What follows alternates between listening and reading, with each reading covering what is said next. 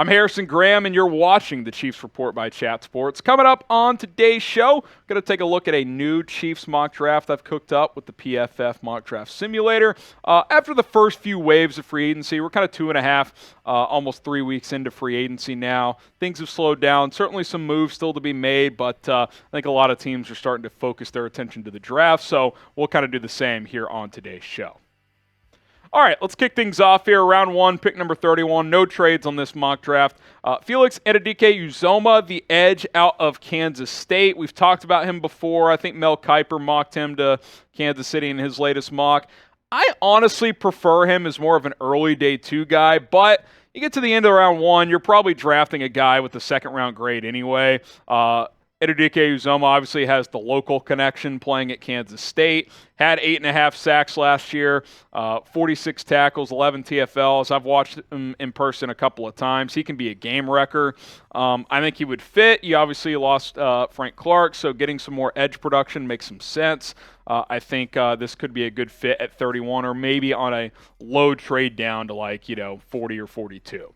What is your dream pick at number 31? Who is your dream target with the 31st pick? And keep it somewhat realistic. Don't say Will Anderson. Will Anderson's not falling to 31. But you can, kind of stretch a little bit. Maybe you think Quentin Johnston could slip, or maybe you think that Jackson Smith and Jigba slides for whatever reason. Maybe even Jalen Carter. I doubt he falls that far. But who is your dream selection at number 31? Let us know in the comments below.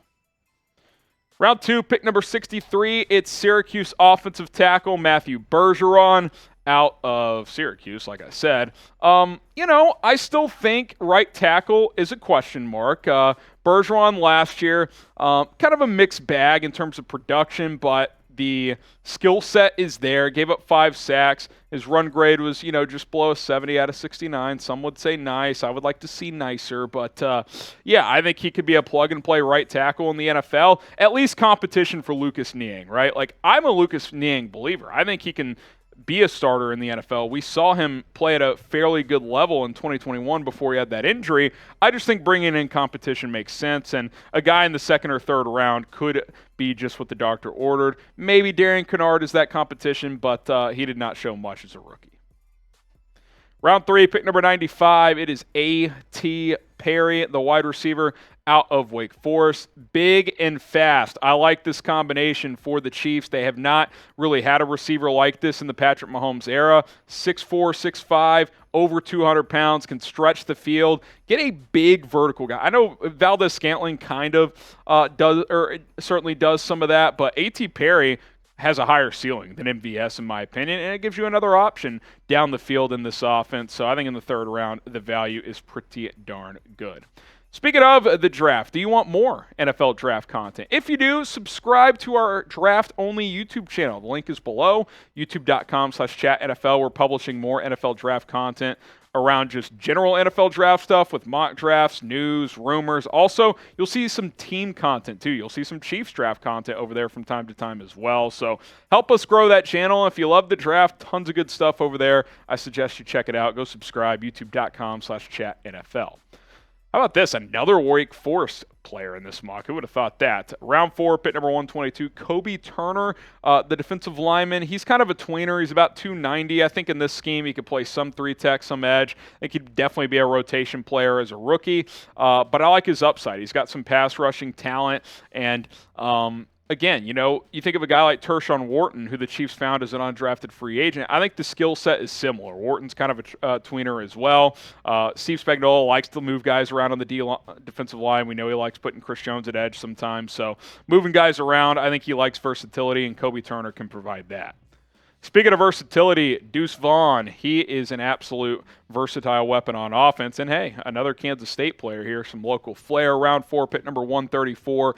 Just productive. I mean, that was the name of the game for him. Now, he's the smallest player ever in NFL Combine history at 5'5", but He's tough as hell. He catches the ball well. He's not scared to kind of stick his nose in there and try and fight for some tough yards. That'll obviously be tougher for him in the NFL compared to college, but I think he can do a little bit of everything. His snap count will probably always be somewhat limited because of his size, but I think something he could also do in the NFL is be a kick returner.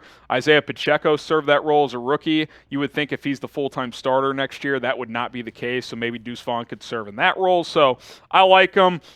He's explosive. He's a team guy, so Deuce Vaughn late in the 4th round, sign me up. YaYa Diaby, who was one of the athletic freaks at the NFL Combine, he's sitting here in the 5th round, which I think would be a steal.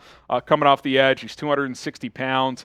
I think he's got some real upside. I think he's got starting potential. He's just raw. Like, he's got to put the skill set together, but that's kind of what you're looking for on day 3. You either want a guy that's got a lot of productive, but maybe doesn't have the athletic traits, or the opposite, a guy who has traits but hasn't put it all together. That is the kind of the status that he is in right now. He's just got to put it all together. The category, such a hard word to think of. That's the category he's in. He's got traits. Now he's got to be productive. We'll see if he can do it in the NFL. Now, subscribe to the Chiefs Report as well, as our specific Chiefs draft content is going to be heating up here with more videos, more mock drafts to come. I told you guys in another video, if we reach 42,000 subscribers before draft night, we will do a live fan-led mock draft, so be on the lookout for that. This channel is 100% free if you subscribe. We don't charge a dime. Support the movement. Let's go. More coverage here on the channel. Next up is Davis Allen, the tight end out of Clemson, who pretty good athlete, tested well at the Combine. I think he'd be more of a blocker early on. This is a really good tight end draft. I couldn't get any of the big name guys earlier, just the way the draft fell. So opted to go day 3 here. You don't have to force the issue at tight end if you don't want to. I would be open to it because it's such a good tight end draft. So I think a guy later here to come compete with a guy like Blake Bell for a roster spot could make a lot of sense. So bring him in here. He had over 400 yards last year, 5 touchdowns, so decent red zone option as well. Dorian Thompson-Robinson. I am growing more and more to the idea of drafting DTR on day 3 of the NFL draft to compete with Shane Buechele. The UCLA quarterback, a 5-year starter, took advantage of the COVID bonus year and really played well last year. 70% completion just about, threw for over 3,000 yards, rushed for over 600, took care of the football, 39 total touchdowns, led UCLA to one of their best seasons in years. I think he could come in and compete with Shane Buechele because I don't think you can just give Buechele the backup QB job. I think he's got to earn it. I think he deserves the chance to be the backup and should be the favorite to be the backup, but someone needs to push him. And I think a day 3 draft pick makes sense. DTR, I like him because he's mobile. So what do you guys think? Should Kansas City draft competition for Shane Buechele? Type Y for yes, type N for no. I would like to see it. Let me know what you think. Couple more here, round 7, not spending a ton of time. Kind of a couple of depth signings. Drake Thomas, linebacker out of NC State. Hopefully some special teams value there. And I always like drafting a corner in every draft. Round 7, pick number 250. Alex Austin, 6'1", 200. He's got decent size. Listen, Brett Veach found Jalen Watson out of Washington State in the 7th round last year, and he became a starting corner for this team. So you just never know. Obviously, when you're picking late here, you want to find guys that have special teams value. So, Chief scouts would have to determine if guys like Thomas and Austin could fit that bill. All right, there you have it. Grade today's Chiefs mock draft, A, B, C, D, or F. Drop a letter grade down below. And if you can't remember all the picks, we'll kind of run back through them here. Then you can drop a letter grade here. First 5 picks here, round 1, Felix Anudike-Uzomah, the edge out of Kansas State. I added another trenches player with Matthew Bergeron, offensive tackle out of Syracuse in the 2nd round. Round 3, it's Wake Forest wide receiver A.T. Perry. Kobie Turner, the defensive lineman out of Wake Forest in the 4th round.